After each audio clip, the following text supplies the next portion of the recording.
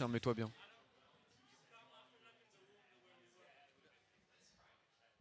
Bonjour monsieur.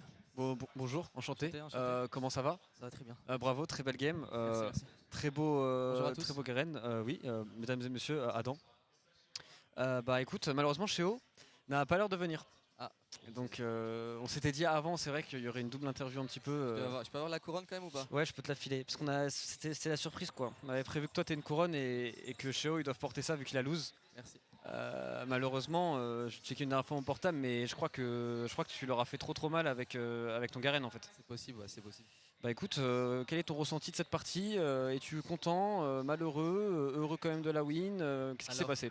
Alors en vrai, de base, Attends, je pense que c'est ouais, trop ouais. chiant. Ouais, je pense que c'est relou. En fait, de base, c'était pas le game plan qu'on devait faire. Tu sais, on avait beaucoup practice les grubs et tout. Mais aujourd'hui, j'ai dit non, en fait, j'ai pas envie qu'on joue les grubs, on va juste jouer les drakes. Ok, donc c'est toi qui as fait ce call là déjà. C'est moi qui ai fait ce call là. En vrai, c'est moi qui lead vraiment tout ce qu'on a fait cette game quasiment. Ça se voyait en vrai. Donc, je suis content déjà que la team, en fait, elle me trust sur ça et ceux qu'elle m'ait donné l'opportunité de le faire, parce que bah il y a certains joueurs qui seront peut-être pas d'accord avec ça. Et je sais que Rogue l'année dernière ils avaient beaucoup de problèmes, et moi justement avec l'expérience que j'ai pu gagner avec BD ces dernières années, je voulais vraiment apporter genre mon expertise dessus sur le côté macro et sur le côté de faire vraiment des bons calls et genre côté stratégique. Et bah, je pense que cette game on a bien joué, on a juste fait une petite erreur au troisième Drake. Ouais. Je pense que le cas santé doit mourir si on utilise plus nos spells. Et ensuite je pense qu'on devrait avoir un free Drake. Mais bah, après ça je dirais que la game était overall assez clean. Une game assez lente dans un style qu'on pourrait dire BDS-esque de l'année dernière. Donc c'est ce que j'essaye d'implémenter petit à petit. Tu penses qu'elle était lente parce que ça jouait pas forcément de manière optimale des deux côtés, ou tu penses qu'elle était lente parce que c'était juste les compositions et c'était comme ça que vous voulez jouer? Alors je pense que c'est un peu des deux. Par exemple, tu vois le call que j'ai fait de dire non, go juste ignorer les grubs et juste focus les drakes, c'est un call vraiment très très risqué, parce que si la team en face joue très très bien, tu peux te retrouver 100 tours à 14 minutes contre 6 grubs, tu vois. Donc c'est quelque chose qu'il faut faire très attention, et c'est vraiment une décision que c'était ma responsabilité et que j'allais vraiment m'en vouloir si ça allait pas passer en fait. Ok. Mais ouais, c'est vraiment très très double tranchant. Mais des fois ça passe, des fois ça passe pas. Donc, Et du coup, tu penses avec cette win là, maintenant il y a un peu de confiance qui s'est build et demain vous allez pouvoir jouer encore plus libéré? Parce qu'en vrai, vu que ça va très très vite, déjà une victoire en vrai c'est big hein. Bah, c'est sûr, mais déjà je te cache pas que déjà tous nos scrims on les run down sur premier degré. Même Larsen il a dit en interview que les scrims c'est pas. Ah, je te cache pas que le win rate il est très très négatif, tu vois. Donc en fait c'est pas. En fait il y a beaucoup de run down, du coup j'arrive pas vraiment à estimer où on en est en tant qu'équipe.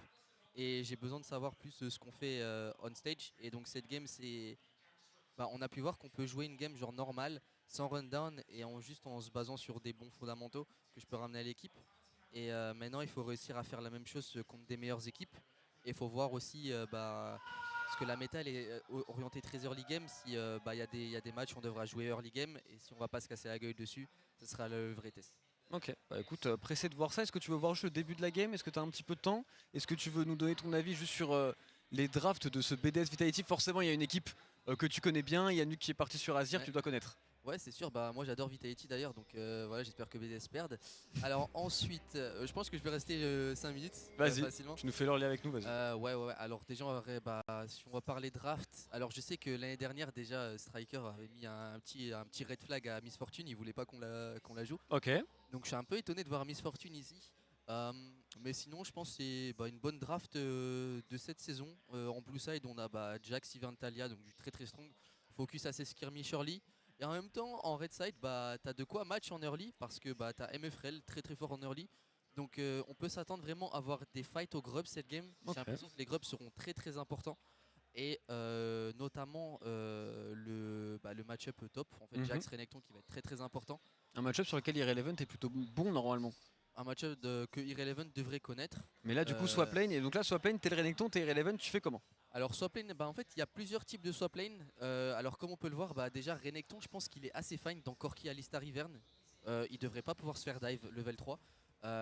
Donc c'est pour ça que tu peux voir des versions où le top laner décide de rester top, ou tu as des versions où le top laner, où même les deux top laners vont juste get le level 2 au mid et ensuite voient en fonction de ce que les gens font.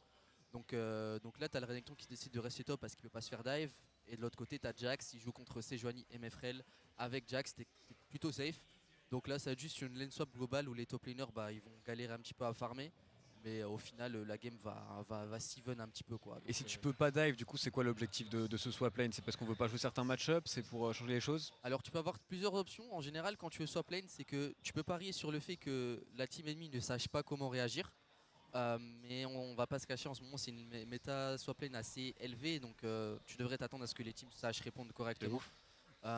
Et sinon, si tu le fais ça, c'est aussi pour éviter les premiers levels au bot. Tu peux voir que genre Corki Alistar c'est quand même assez faible dans les premiers niveaux parce qu'en face t'as MFRL. S'il y avait un autre ADC que MF, pourquoi pas. Mais là du coup MF très strong en early, donc Oula, attention Oula, quand ouais. même Karzi, c'est Attention, un Karzi, petit peu bizarre ce qui est en train de se attention, passer, surtout qu'il y a une Sejuani qui arrive, il est Ouais, qui rate son Q-spell, il qui là. flash out, flash in 213. Oh, c'est le flop le flash. Et il s'en sort. Non, Staff First Blood normalement récupéré avec un flash in de Irrelevant, un kill, peut-être même un deuxième flash out obligatoire de Karzi. Bah ça c'est une petite erreur, bon c'est Elisang. Chose qui arrive, c'est des choses qui arrivent bien évidemment. Donc, ouais, en fait normalement ça devrait être assez even et je devrais m'attendre à ce qu'il y ait peut-être potentiellement 3 grubs de chacun et que les fights se joueront plus en late game en fait, quand il y aura que 3 items Azir ou même 2 items Azir, un item, genre un item par exemple, la compo BD c'est giga spike de fou. Azir dans Nashor, MF BT, t'es là, t'es trop safe. Donc normalement ça devrait être assez chill en early. Une team devrait faire les grubs, une team devrait faire les drakes. Il y a un item partout, ça devrait commencer à se taper. C'est extrêmement clair tout ce que tu me dis là. Du coup, t'es content que BDS ait pris le First Blood?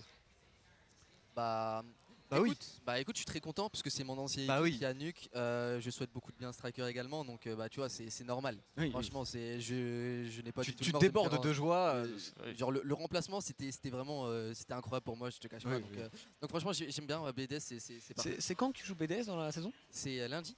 Ok. Ouais, c'est lundi. On verra si on peut se revoir après. Normalement, ça devrait pouvoir le faire. Et ouais. On verra ce que ça va donner, un début de game du coup qui est très bon pour les BDS. En plus le first blood qui a été sur le Renekton qui pourra dominer j'imagine son side plus tard. Une sas qui applique un peu la spéciale avec son hivern et sur la mid lane.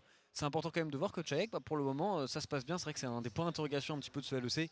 Est-ce qu'il va avoir le niveau ou pas? Et en tout cas pour le moment en phase de lane en early contre Nuke, ça se passe bien même si Azir n'a pas la phase de lane qu'il avait avant évidemment. C'est sûr. Après aussi Taliyah, c'était justement notamment en summer l'année dernière, c'était l'un de nos meilleurs picks contre Azir.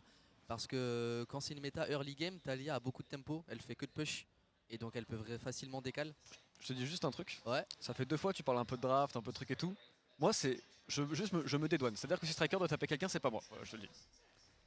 Mais moi je parle de l'année dernière moi. Oui, mais le jeu il a pas beaucoup changé, tu vois. Mais... j'ai rien dit là.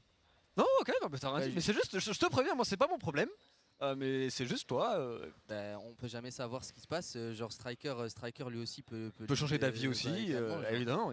Moi je me base juste sur l'expérience que j'avais chez BDS l'année dernière. Et que de toute façon même les stats le disent, c'est pas que moi. C'est vrai. Les stats le disent. On a vu beaucoup de Taliyah dans Azir même globalement, c'est pas un secret. Même l'année dernière, donc c'est clairement pas un secret. Et on sait très bien que Nuke, là juste à regarder les stats de Nuke, il joue Azir et Taliyah. Est-ce qu'on flash du côté Nuke? Non, on fait juste péter le flash. Oui, il joue beaucoup ce champion. Voilà, donc faut pas être Sherlock non plus pour dire que je lis quoi que ce soit. Je reste quand même assez intelligent et professionnel. Je ne vais pas lire des stratégies. Comme toujours. Exactement, je reste quand même assez. Et si jamais tu gagnes lundi contre BDS, tu seras intelligent et professionnel. Exactement, bien évidemment, ce n'est pas, j'aurais pas vraiment raison de faire du banter ou quoi, parce que ça reste quand même mes amis et je leur souhaite évidemment que du bien. Oui. Dans une moindre mesure, bien évidemment. Je me reconnais pas mal dans tes propos et ça part directement sur ces fameux grubs. Et tu disais que ça allait normalement se fight, mais on en voit quand même la misfortune au bot, donc j'ai l'impression que BDS n'a pas de volonté agressive. Ça me surprend presque sur un timing niveau 6 de Renekton, etc. de pas se battre ici. En fait, ça me surprend beaucoup parce que en fait, le truc c'est que MF, tu peux dire c'est un petit peu un PNJ dans les premiers levels, parce que là même si elle allait aux grubs et tout et qu'elle décidait de donner la wave bot, c'est pas forcément bien. Mais là du coup je suis assez étonné de Vitality parce qu'ils ont la TP de Jax et ils décident de ne même pas contester les grubs. Ça fait 2 pour 1 du coup. Ouais, je pense que c'est une petite erreur alors parce que normalement BDS aurait dû avoir la clarté de trade.